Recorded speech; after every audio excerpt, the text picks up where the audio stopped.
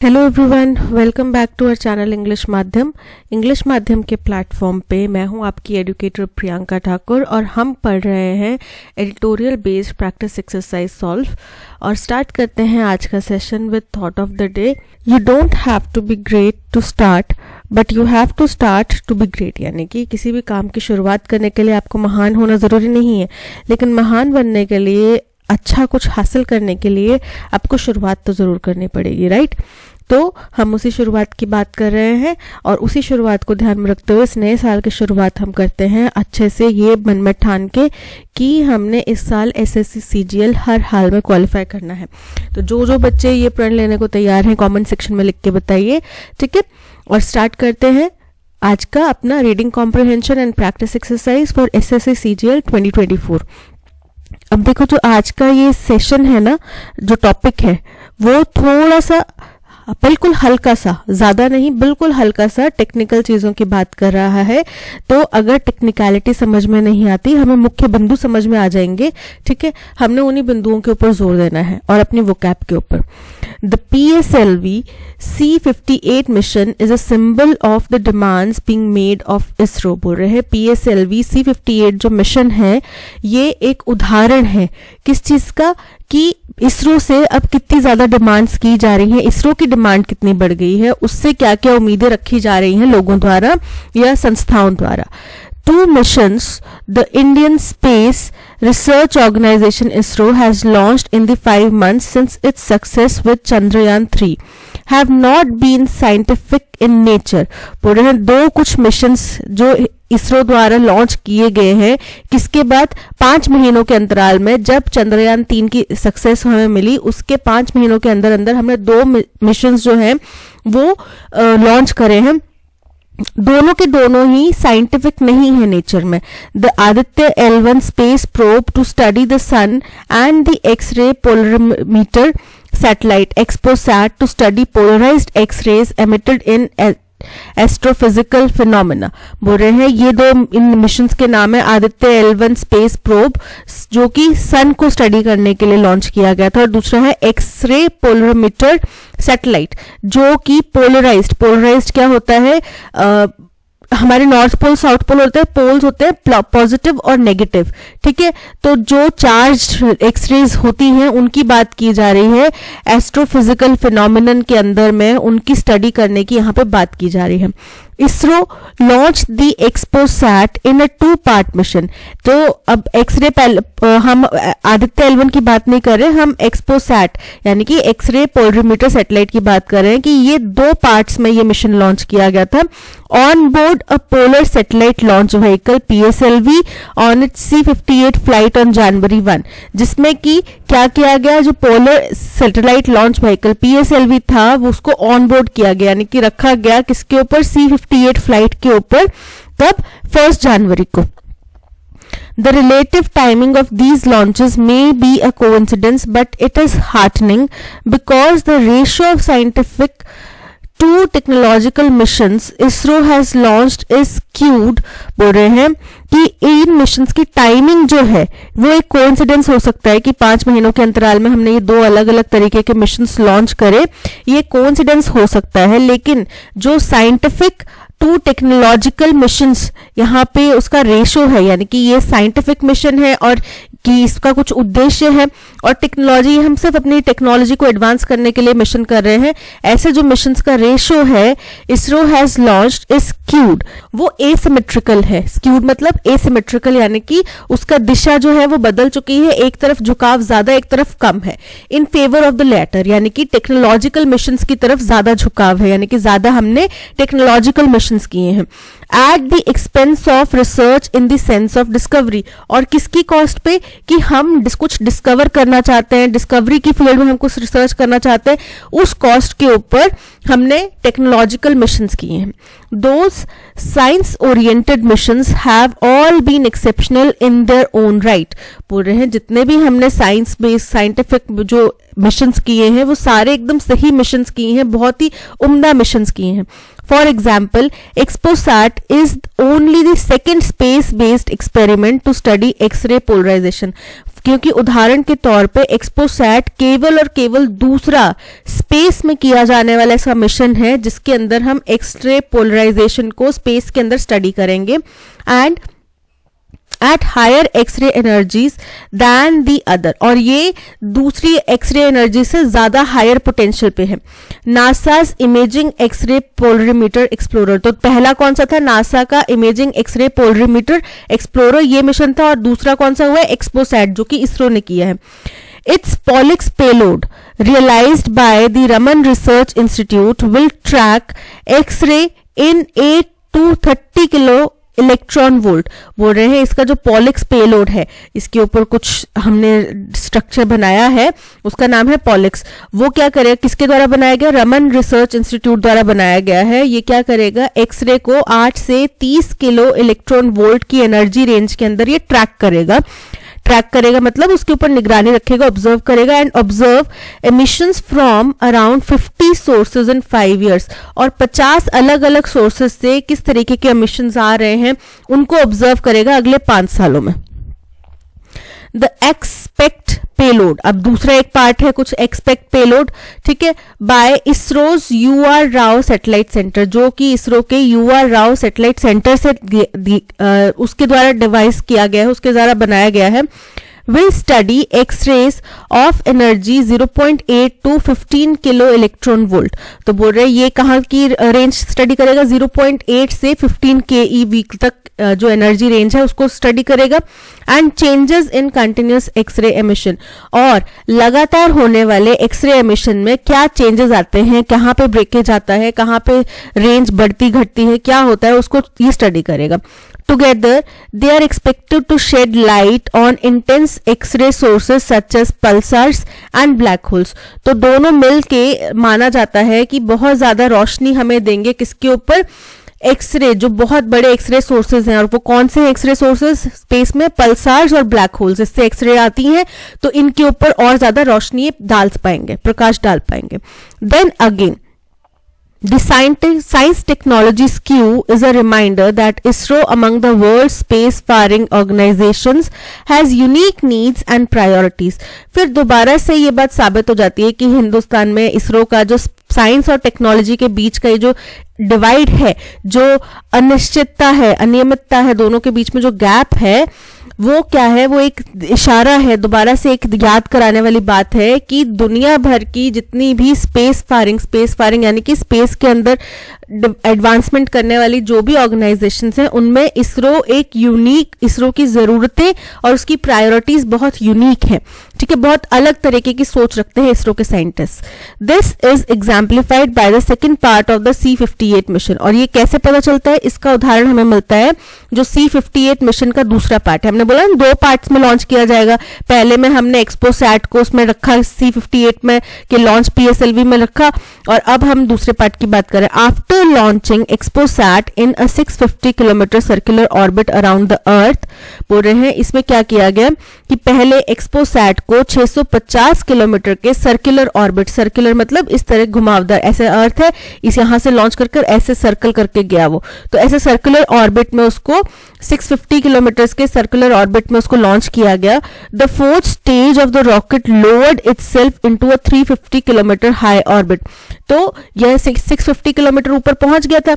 उसके बाद में फोर्थ स्टेज में क्या हुआ कि उसका जो रॉकेट का जो फोर्थ स्टेज था, उसने अपने आप को 350 किलोमीटर नीचे ले आया एंड अनफोल्ड सोलर पैनल्स, और वहां पे उसने अपने सोलर पैनल्स को खोल दिया। अनफोल्ड करना मतलब खोल देना। बिकमिंग अ रूडिमेंट्री सैटेलाइट, जिसके वजह से वो एक रूडिमेंट्री सैटेलाइट बन गया।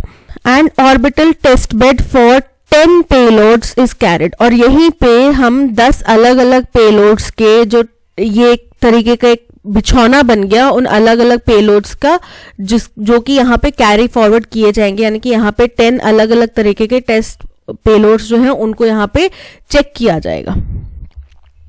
These are a radio payload by KJ Somaiya institute of technology, जिसमें क्या है, एक रेडियो पेलोड है जो कि KJ Somaiya institute of technology द्वारा डिवाइस किया गया है, and a device to measure ultraviolet radiation from LBS institute of technology for women, और एक अल्ट्रावायलेट यूवी रेडिएशन को चेक करने के लिए डिवाइस बनाया गया है किसके द्वारा, LBS institute of technology for women, ये एक डिवाइस है। A green CubeSat propulsion unit, एक ग्रीन क्यूबसैट प्रोपल्शन यूनिट है। अ ग्रीन मोनोप्रोपेलेंट थ्रस्टर है। अ टेंटेलियम बेस्ड रेडिएशन शील्ड है। अ हीटरलेस हॉलो कैथोड है and a nano satellite platform है। ऑल फ्रॉम प्राइवेट एंटिटीज, ये सारे किसी ना किसी प्राइवेट इंस्टीट्यूट द्वारा ही बनाए गए हैं। And an interplanetary dust counter, interplanetary मतलब एक से दूसरे प्लैनेट्स के बीच में जो डस्ट काउंटर है, एक वो डिवाइस लगाया गया है। A fuel cell power system लगाया गया है and a high energy cell from ISRO centres, और ये तीनों चीजें इसरो के सेंटर्स ने बनाई हैं। ये वहां पे पेलोड है जिनका टेस्टिंग की जाएगी। This is only the third time ISRO has operated the PSLV fourth stage in this way.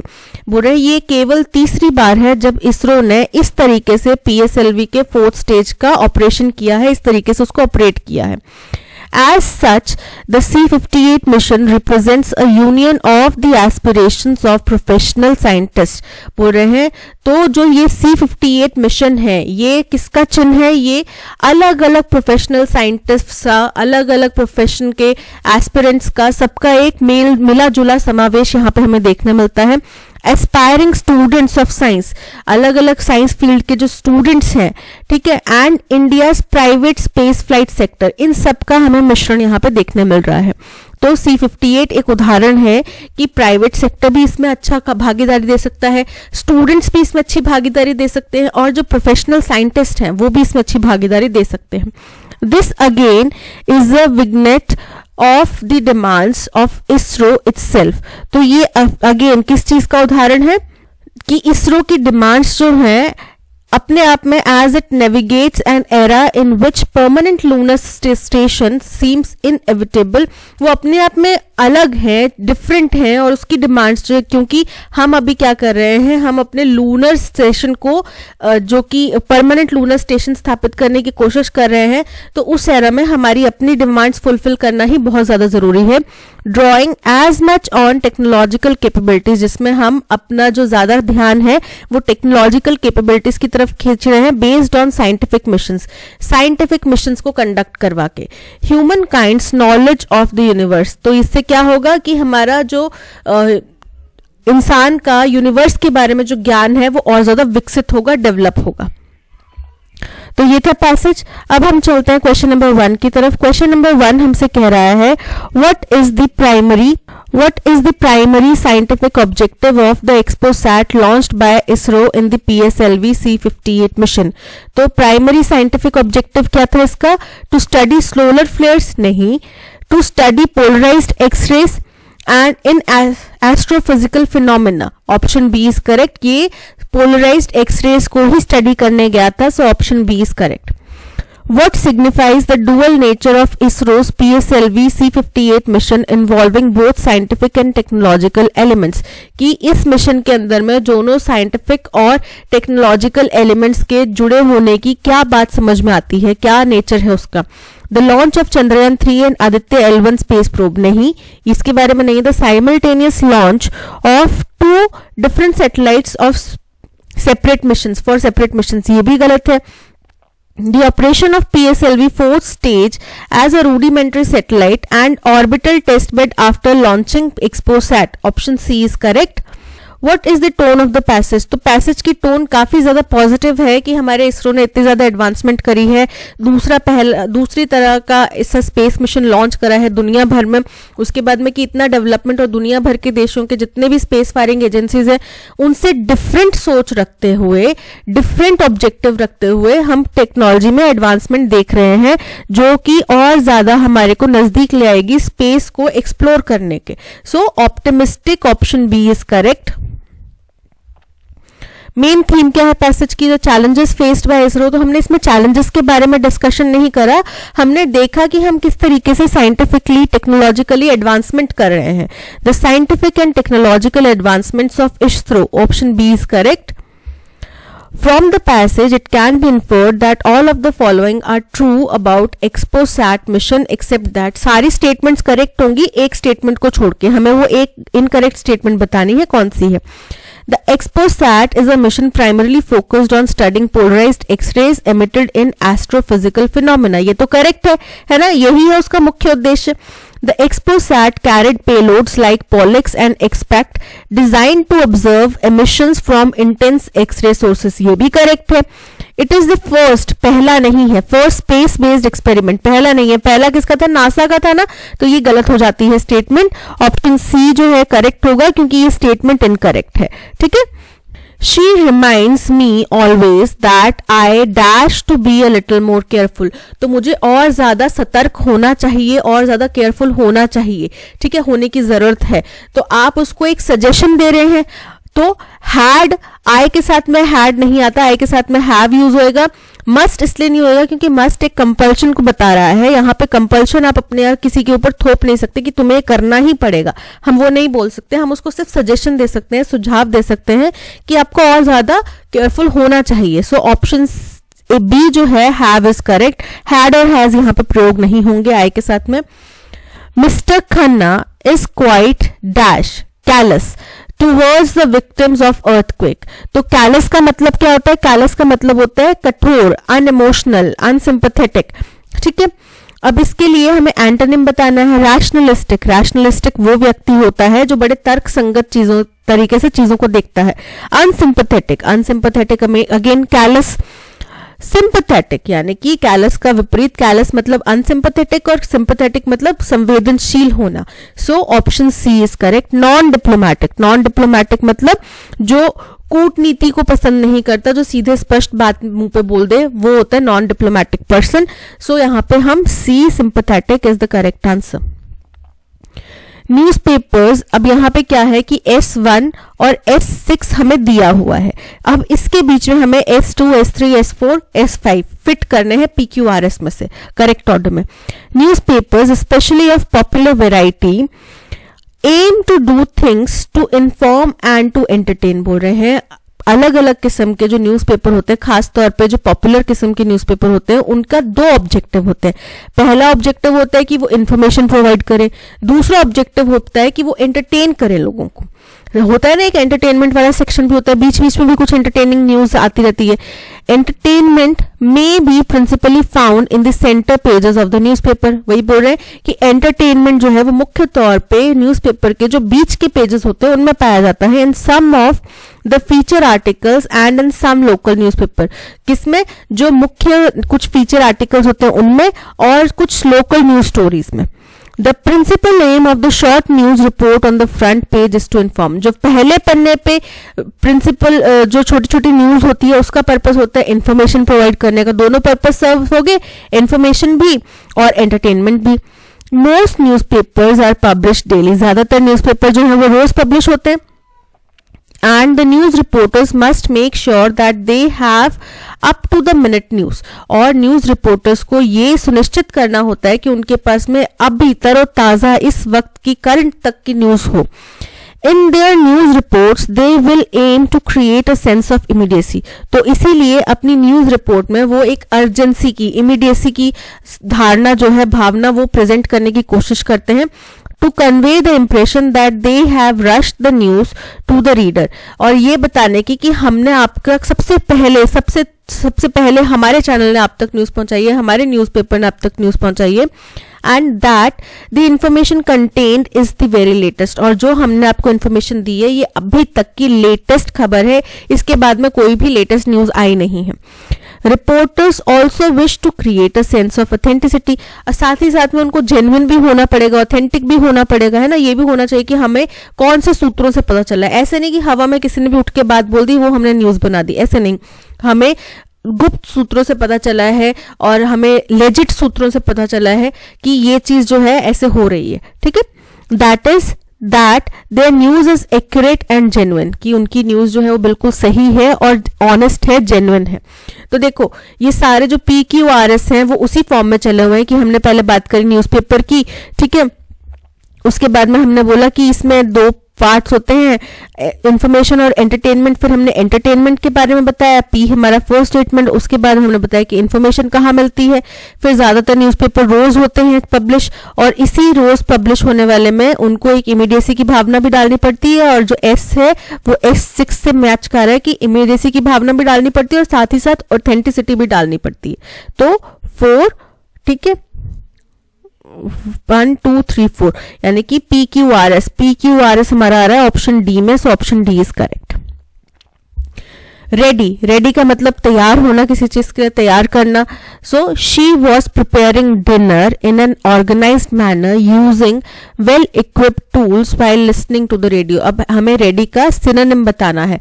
तो रेडी मतलब खाने, अगर हम खाने की बात कर रहे हैं तो शी वॉज प्रिपेयरिंग डिनर, यानी कि वो खाना तैयार कर रही थी। शी वॉज, अब रेडी तो नहीं बोल सकते, शी वॉज रेडिंग डिनर, तो क्या बोलेंगे, शी वॉज प्रिपेयरिंग डिनर, लेकिन मतलब तो वही है ना कि तैयार कर रही थी खाना, रेडी कर रही थी।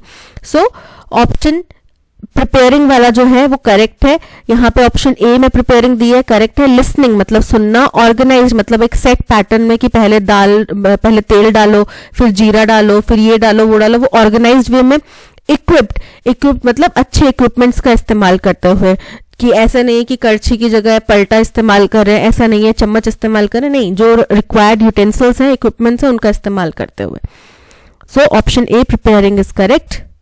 अब हमें यहाँ पे बताना है identify how you will ask everyone if the children were not reading the books in passive voice. हमें ये पूछना है कि क्या ये किताबें बच्चे नहीं पढ़ रहे थे, ठीक है, और वो भी पैसिव वॉइस में। तो क्या बोलेंगे, क्या बच्चों द्वारा किताबें नहीं पढ़ी गई, ठीक है, बाय आ जाएगा। तो were the books being read by the children, तो हमें बीइंग रेड की बजाय क्या करना है, नॉट बीइंग रेड बताना है। तो were the books not being read by the children, option B is correct. Were the book, तो सिंगुलर बुक है के साथ में वर नहीं आएगा, वॉज आएगा। अगर वर आ रहा है तो बुक्स होना चाहिए, तो ये इनकरेक्ट है। Were the children reading the books, ये इनकरेक्ट फॉर्म है, हमें पैसिव वॉइस में कन्वर्ट करना है, so option B is correct. Hostile का मतलब होता है शत्रुपूर्ण तरीके से, अनफ्रेंडली तरीके से। अब इसका सिनोनिम क्या होगा, प्लेजेंट मतलब जो आपको बहुत सुखमय हो। हॉस्पिटेबल मतलब मेहमान नवाज। एम्पथेटिक का मतलब होता है सहानुभूति रखना। और अनफ्रेंडली मतलब hostile, so option D unfriendly is correct. The fact that God created man in his personal view by giving him an intellectual spirit elevates him above the beast of the field। बोल रहे हैं कि ये जो तथ्य है कि भगवान ने इंसान को अपनी छवि के रूप में बनाया है, कैसे, उसको इंटेलेक्चुअल यानी कि आध्यात्मिक ज्ञान देकर ये उसको इसी फील्ड में जो शैतान है उनसे ऊपर उठाता है, ठीक है। यानी कि मानव के बीच में और इंसान के बीच में और दूसरे चीजों के बीच में, दूसरे जानवर, पशु पक्षी, दैत्य, दानव, इन सब से अलग करता है, डिफ्रेंशिएट करता है। तो ये बाइबल का एक वर्स है जहां पे पर्सनल व्यू का मतलब है उसकी छवि के रूप में, ठीक है। तो ओन ग्लोरी नहीं आएगा, ओन कैपेसिटी नहीं, ओन इमेज की, अपनी इमेज, अपनी छवि के रूप में उसको बनाया है इंसान को। So option C is correct. During the summer, I noticed that the leaves of the tree were beginning to wither. Summer के दौरान मैंने ये नोटिस करा कि उस पेड़ के जो पत्ते हैं वो सूखने लगे थे। विदर मतलब सूखना। I am especially proud of it. मैं बहुत ज्यादा इसके लिए प्राउड फील करता हूँ। Not only because it has survived several winters. केवल इसलिए नहीं कि इसने बहुत सारे विंटर सरवाइव किए हैं, but because it occasionally produces luscious peaches, बल्कि इसलिए क्योंकि कभी कभार इसमें बहुत ज्यादा स्वादिष्ट, लशियस मतलब बहुत स्वादिष्ट पीचेस लगते हैं। The tree had grown against a warm wall on a sheltered side of the house. ये जो पेड़ है ये किसी घर के शेल्टर साइड की दीवार के अगेंस्ट में बना हुआ है। Last summer, I spent many days in the garden watching thousands of ants crawling up the trunk of my prized peach tree. बोल रहे हैं कि पिछले समर में मैंने पूरा अपना समय कहाँ बिताया, अपने गार्डन में बहुत सारी हजारों की संख्याओं में चींटियों को अपने बहुत कीमती, बेशकीमती पीच ट्री के ऊपर चढ़ते हुए देख के, ठीक है। अब देखो, during the summer I notice the leaves of the tree किसी पर्टिकुलर ट्री की बात की जा रही है जिसके बारे में पहले चर्चा की गई है, यानी कि ए हमारा फर्स्ट स्टेटमेंट नहीं हो सकता, इसको एलिमिनेट कर दो। I am specially proud of it मतलब कौन, अगेन जिसके बारे में पहले चर्चा की गई है, तो बी भी हमारा फर्स्ट स्टेटमेंट नहीं हो सकता। The tree had grown, the tree यानी कि वो पेड़ जिसके बारे में हम पहले से ही बात कर रहे हैं, वो किसी घर के शेल्टर साइड वाली साइड पे दीवार पे लगा हुआ है। सो सी भी फर्स्ट नहीं होता, बच गया क्या, ऑप्शन डी, जिसमें एक शुरुआत की गई है पैसेज की कि पिछले समर की बात है जब मैंने अपना ज्यादातर समय अपने प्राइज्ड यानी कि बहुत कीमती पीच ट्री को देखते हुए बिताया। ठीक है, फिर उसके बाद में इस ट्री के बारे में बता रहे हैं कि ये ट्री कहां पर था, डी हमारा फर्स्ट स्टेटमेंट हो गया। ट्री कहां पर था, वो घर की दीवार वाली साइड था। ठीक है, उसके बाद में बताया कि मैं बहुत इसके बारे में प्राउड फील करता हूं क्योंकि ये ना केवल बहुत सारे विंटर सरवाइव कर पाया है, पतझड़ बहुत सारी सरवाइव की है, बल्कि इसमें कभी कभार बहुत स्वादिष्ट पीचेस भी लगते हैं। ये हो गया थर्ड पॉइंट। और फाइनल पॉइंट हो गया कि समर में मैंने नोटिस करा कि उसके पत्ते जो है वो सूखने लगे हैं। ये हो गया fourth point. So D C B A option A is correct. Was the bag packed by Mary, क्या ये बैग मैरी द्वारा पैक किया गया था, तो हमें यहाँ पे क्या करना है, इसको एक्टिव वॉइस में कन्वर्ट करना है। तो बाय मैरी यानी कि मैरी पहले आ जाएगा। तो did Mary pack the bag, क्या मैरी ने बैग पैक किया था। सो ऑप्शन फर्स्ट देखो, was Mary pack the bag, no. Is Mary packing the bag, continuous form में नहीं आएगा। Do Mary pack the bag, incorrect है। Did Mary pack the bag, option D is correct.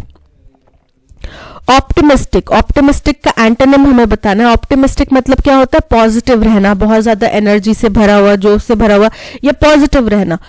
After the incident, उस हादसे के बाद में Radha prepared herself to stay positive even in gloomy days. Gloomy days मतलब खराब दिन, नेगेटिव दिन, उदासीन दिन जो होते हैं उनमें भी वो पॉजिटिव रहती थी। तो ऑप्टिमिस्टिक मतलब पॉजिटिव, तो पॉजिटिव तो क्या हो गया, सिनोनिम हो गया। ग्लूमी मतलब नेगेटिव, उदासीन दिनों में, पेसिमिस्टिक दिनों में। ठीक है, तो हमारा एंटोनिम क्या होगा, option D gloomy. After knowing truth the jury took the right decision in the case. बोल रहे हैं सच जानने के बाद में ज्यूरी ने सही डिसीजन लिया इस केस में। अब देखो, ट्रूथ जो है वो इनडेफिनेट नाउन है, हमें पता है। तो इनडेफिनेट नाउन के साथ में यहाँ पे हम किसी पर्टिकुलर सच्चाई की बात कर रहे हैं, इनडेफिनेट नाउन के साथ में हमें क्या यूज करना पड़ेगा, द का इस्तेमाल करना पड़ेगा। After knowing the truth the jury took the right decision. ठीक है, तो आफ्टर नोइंग ट्रूथ की बजाय after knowing the truth, option C में एरर है। A lot of spontaneity is required from the speaker in an extempore speech. Extempore क्या होता है, एक फॉर्म ऑफ स्पीच जिसके अंदर आपको टॉपिक ऑन द स्पॉट वहां पे चूज करना होता है। आप स्टेज पे पहुंचे, आपको एक बाउल दे दिया जाएगा, उसके अंदर से आपको एक टॉपिक निकालना है, फिर उसके बाद आपको 2 मिनट 3 मिनट का समय दिया जाएगा उसके ऊपर सोचने के लिए, और फिर आपको अपनी स्पीच तैयार करनी है। ठीक है, तो यहाँ पे हम समझ गए अगर एक्सटेम्परी की बात करें तो स्पॉन्टेनियस से रिलेटेड कोई बात होगी। तो स्पॉन्टेनिटी की स्पेलिंग क्या होते हैं, SPONTANEITY।